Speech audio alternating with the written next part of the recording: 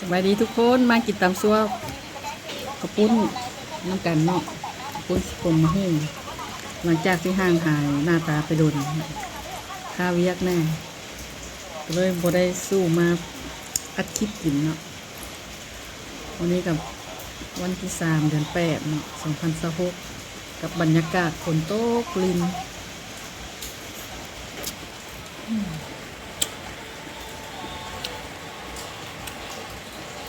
ตัวเฮ็ดเนื้อคือกับปุ้นกินกับอ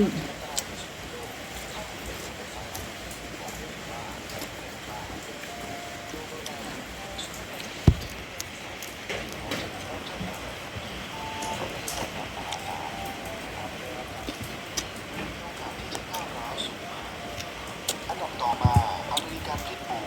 สายพันธุ์นี้ถ้าไม่ได้ฝึกตั้งแต่ยังเล็กห้ามประมาทเด็ดขาดเพราะแรงกินกับพักก็เจ๊พักแพ้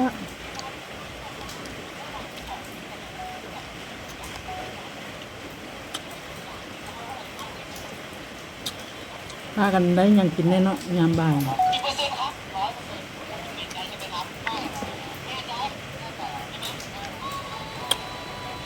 การใหญ่ๆ